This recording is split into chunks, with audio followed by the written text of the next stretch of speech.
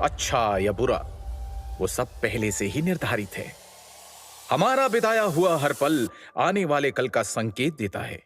हम जो कुछ भी करें, हमारी नियति हमें हमारे निर्धारित परिणाम तक पहुंचा ही देती है। नियति ने नील वायुपुत्र को बना डाला युवराज से गुलाम, और फिर उस गुलाम को बना डाला इस युग के सबसे बड़े महायुद्ध का एक सर्वशक्तिमान योद्धा। लेकिन कैसे? ये कहानी है सुंदरनगर राज्य की, जिसे समझने के लिए हमें वक्त में थोड़ा पीछे जाना होगा। करीब 1200 साल पहले सप्त सिंधु के उत्तरी क्षेत्र पर सुंदरनगर का ही शासन था। सुख समृद्धि और ऐश्वर्य से भरपूर सुंदरनगर पर सबकी नजर थी। लेकिन वक्त बदलते देर नहीं लगती। नियति के चक्र से ना आम इंसान बच पाता है, न राजा और ना ही कोई राज्य। अचानक राक्षसों की एक बड़ी फौज ने सुंदरनगर पर हमला कर दिया। वो लड़ाई इतनी भयानक थी कि पूरी धरती लाशों से ढक गई। राक्षसों ने सभी ताकतवर योद्धाओं को बेरहमी से मार डाला। कई प्रतिभाशाली युवाओं को तो वो जिंदा ही निगल गए। वो दृश्य इतना भयानक था कि उसके बारे में सोचकर ही किसी की भी रूह कांप जाए। अपनी तबाही का मंजर देखते हुए सुंदरनगर की उम्मीद तब जगी जब न जाने कहां से एक दिव्यात्मा प्रकट हुए। वो थे ऋषि भृगु।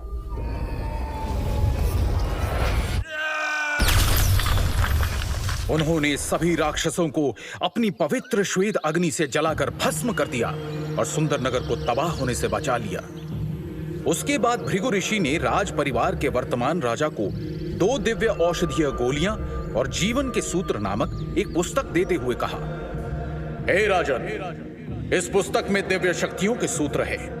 इस पुस्तक की रहस्यमय दिव्य शक्तियों को जागृत करने वाला व्यक्ति संपूर्ण मानव जाति का कल्याण करेगा।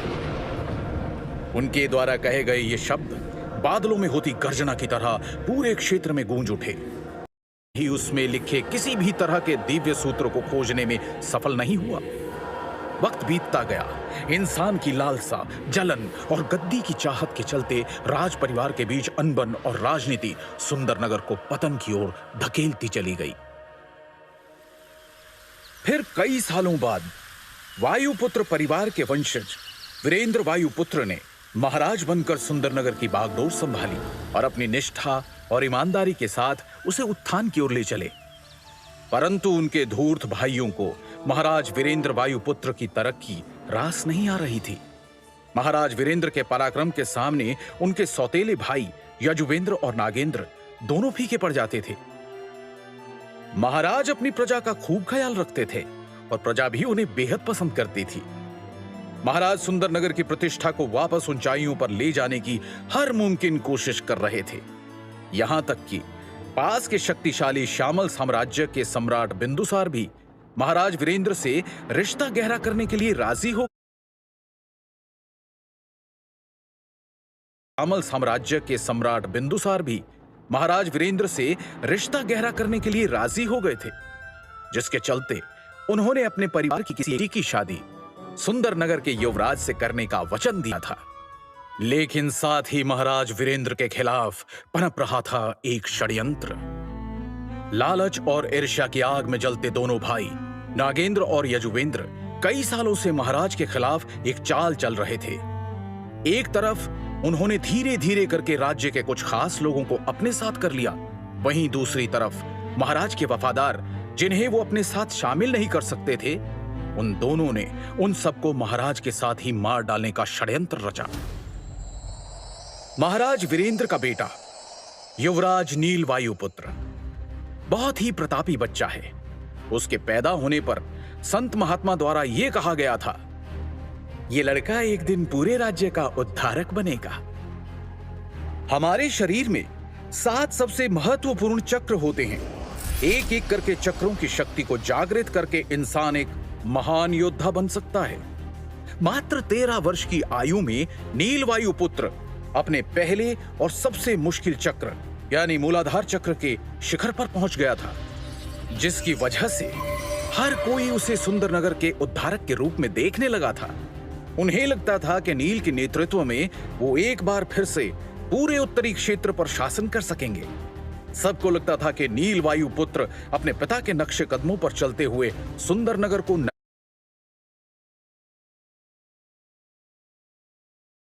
सबको लगता था कि नील वायु पुत्र अपने पिता के नक्शे कदमों पर चलते हुए सुंदरनगर को नई बुलंदियों पर पहुंचाएगा। महाराज भी नील को छोटी उम्र से ही अपने साथ राज्य के कार्यों में शामिल किया करते थे। पता नहीं क्यों, लेकिन नील को कभी भी अपने दोनों चाचा कुछ ठीक नहीं लगते थे और उसे यह भी समझ नहीं आता था कि उनकी धूर्तता को महाराज क्यों नजरअंदाज कर देते हैं।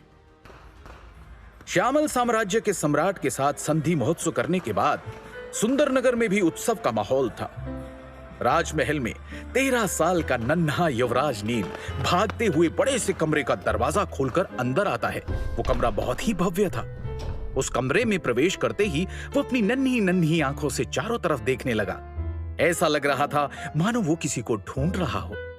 तभी उसे कक्ष के कोने में एक बड़ी कुर्सी दिखाई दी जिस पर कोई बैठा था, लेकिन उसकी तरफ पीठ होने के कारण वो कुर्सी पर बैठे व्यक्ति का चेहरा नहीं देख पा रहा था। नील के चेहरे पर एक बड़ी मुस्कान आ गई और वो दौड़ते हुए कुर्सी के सामने गया। कुर्सी पर बैठे व्यक्ति का चेहरा देखते ही नील की नन्ही आंखों में खौफ उतर आया। उसकी आंखों में खौफ उतर आया। उसकी आंखें फटी की फटी रह गई और वो जोर से चिल्लाया, पिताश्री! 13 साल के युवराज नील वायु पुत्र ने अपने पिता को तड़पते हुए देखा था। महाराज वीरेंद्र के मुंह से खून की धार बह रही थी और उनका चेहरा पूरी तरह से नीला पड़ चुका था। ऐसा लग रहा था जैसे महाराज को घातक जहर दिया गया हो। बच्चे की चीख सुनकर कुर्सी पर बैठे महाराज ने अचानक अपनी आंखें खोली और बोले, नील, मेरे बच्चे, तुम आ गए। अपने पिता को ऐसी हालत में देखकर नील घुटनों के बल बैठ गया और नम आंखों के साथ रुआंसा होकर बोला, आपको क्या हुआ है पिताश्री? महाराज ने नील को कोई जवाब नहीं दिया, मानो उन्होंने उसे सुना ही ना हो। फिर अपनी सांसों को काबू करते हुए वो धीमी आवाज में बोले, मैंने तुम्हें एक किताब दी थी, क्या तुमने उसे पूरी तरह से समझ लिया है? पिताश्री, हम इस बारे में बाद में भी बात कर सकते हैं, पहले हमें वैद्य जी के पास चलना चाहिए, नील ने हड़बड़ाकर कहा। मौत से कुछ ही पल दूर अपनी बची हुई शक्ति इकट्ठा करते हुए महाराज धीमे स्वर में बोले, उसके लिए बहुत देर हो चुकी है बेटा। उनकी बात सुनकर नील उन्हें अजीब भाव से देख रहा था। उसे समझ में नहीं आया कि आखिर उसके पिता ऐसा क्यों कह रहे थे। एक छोटे बच्चे के लिए यह नजारा बहुत ही तकलीफ देने वाला था। नील को देखकर उसके पिता के चेहरे पर एक दर्द भरी फीकी मुस्कान आ गई और उन्होंने कांपती हुई आवाज में कहा, नील, याद रखना, तुम हमारी आखिरी उम्मीद। इससे पहले कि वो अपनी बात पूरी कर पाते, अचानक उनके शरीर ने प्राण छोड़ दिए और वो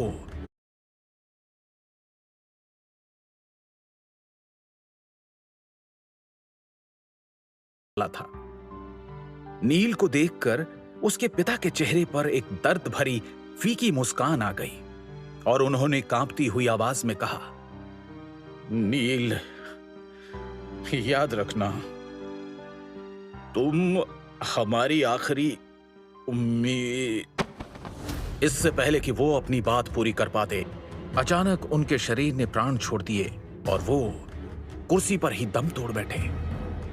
ये देखकर नील की दर्द भरी चीख निकली, पिताश्री! इतने में सैनिकों की एक टुकड़ी राजमहल के उस कमरे में प्रवेश करती है और साथ ही राजा के जैसे कपड़े पहने हुए नागेंद्र और यजुवेंद्र वायुपुत्र आते हैं। अपने पिता की मृत्यु पर रोते बिलखते नील पर वो जरा सी भी दया नहीं दिखाते और सैनिकों को नील को कैद करने का आदेश देते हैं। उनके षड्यंत्र से अनजान मासूम नील झुंझलाकर बोला, छोड़ो मुझे, मैंने कुछ नहीं किया है, मुझे नहीं मालूम पिताश्री को किसने मारा। उसकी इस बात पर यजुवेंद्र जोर जोर से ठहाका लगाकर हंसने लगा और नील के करीब आकर बड़ी बेरहमी से उसने मासूम नील को बालों से पकड़ लिया। उसके चेहरे के भाव अचानक ही क्रूर हो गए।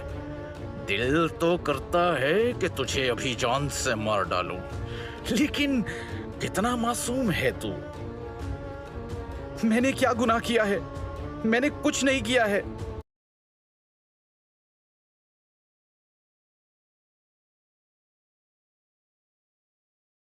तकलीफ देने वाला था।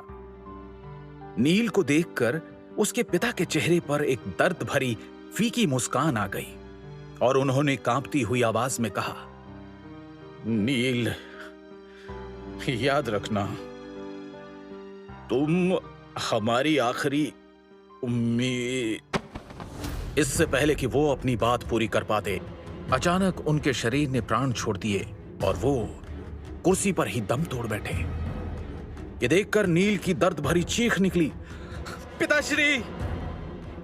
इतने में सैनिकों की एक टुकड़ी राजमहल के उस कमरे में प्रवेश करती है और साथ ही राजा के जैसे कपड़े पहने हुए नागेंद्र और यजुवेंद्र वायुपुत्र आते हैं।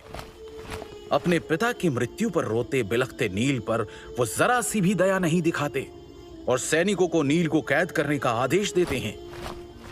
उनके षड्यंत्र से अनजान मासूम नील झुंझलाकर बोला, छोड़ो मुझे, मैंने कुछ नहीं किया है।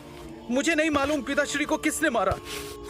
उसकी इस बात पर यजुवेंद्र जोर जोर से ठहाका लगाकर हंसने लगा और नील के करीब आकर बड़ी बेरहमी से उसने मासूम नील को बालों से पकड़ लिया। उसके चेहरे के भाव अचानक ही क्रूर हो गए। दिल तो करता है कि तुझे अभी जान से मार डालूं, लेकिन कितना मासूम है तू। मैंने क्या गुनाह किया है?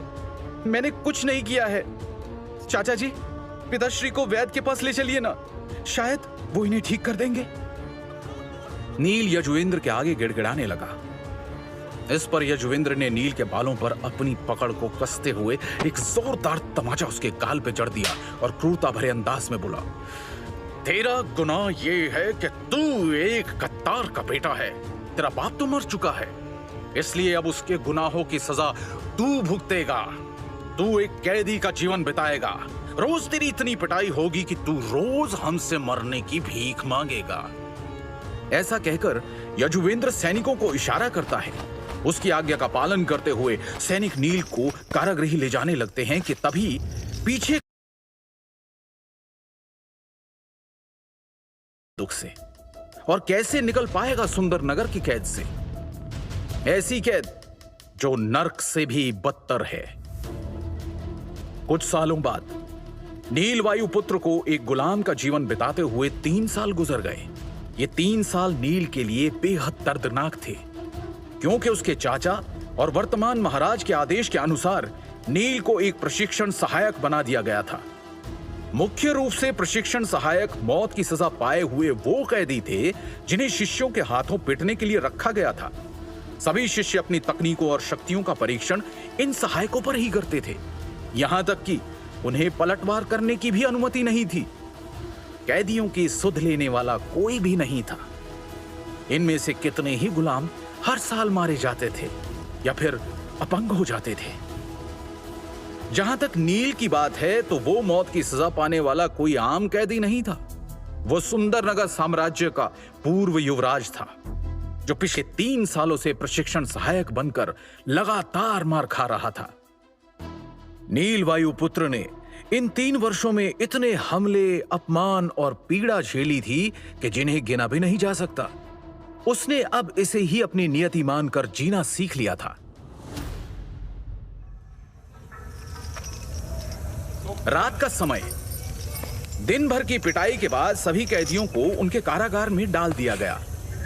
नील अभी सिर्फ 16 साल का है। उसका शरीर दुबला लेकिन चेहरा सुंदर है। अपनी चमकती नीली आंखों के साथ वो अपने कारागृह में दीपक के मंद प्रकाश में एक फटी पुरानी किताब को निराशा से देख रहा था। वो उस पुस्तक को एक बार फिर से पढ़ने की कोशिश कर रहा था। ये किताब उसके पिता द्वारा उसको मिला हुआ आखिरी तोहफा था। पुस्तक देते समय उसके पिता ने उससे कहा था, बेटा नील, ये पुस्तक हमारे पूर्वजों की पवित्र धरोहर है और ये हमारे कुल के पुनरुद्धार में सहायक होगी। मुझे विश्वास है कि तुम ही हमारे कुल का उद्धार करोगे। याद रखना बेटा, मानवता ही परम धर्म होता है। अपने पिता के वो शब्द नील के कानों में गूंज गए। वो धीरे से फुसफुसाया, भृगु ऋषि की इस किताब को मैंने दसियों बार पढ़ा है। इसके अंदर के सूत्र काफी अच्छे हैं, लेकिन मानवता ही परम धर्म है। मैं इस कथन से सहमत नहीं हो सकता। दीपक की हल्की लौ को देखते हुए उसने एक उदासी भरे स्वर में खुद से कहा, यदि मेरे पिता इतने दयालु और उदार नहीं होते, मानवता को परम धर्म नहीं मानते, तो आज हमारे राज्य की यह दुर्दशा नहीं होती और ना ही मेरे पिता की मृत्यु होती। मैं अपने पिताश्री की मौत के जिम्मेदार हर इंसान को खोज निकालूंगा और खुद अपने हाथों से उन्हें नरक से भी भयानक यातना दूंगा। पिछले 3 सालों में हर रोज न जाने कितनी बार नील वायुपुत्र ने यह प्रतिज्ञा ली थी, लेकिन वो खुद नहीं जानता था कि वो अपने मकसद में कामयाब कैसे होगा। सभी समस्याओं का समाधान देने वाला कोई सूत्र, कोई उपाय या फिर शायद कोई जादुई मंत्र उस किताब में छुपा था, जो आज तक अनेक बार पढ़ने पर भी उसे नहीं मिला। लेकिन नील हार नहीं मानता और उस नन्हे दीपक की रोशनी में एक बार फिर किताब पढ़ने लगता है। क्या है नील की नियति? क्या नील कभी इस कैद से निकल पाएगा? क्या वो अपने पिता को इंसाफ और उनका खोया हुआ सम्मान वापस दिला पाएगा? क्या है भृगु ऋषि की किताब का रहस्य और कैसे बनेगी ये किताब नील की सबसे बड़ी ताकत?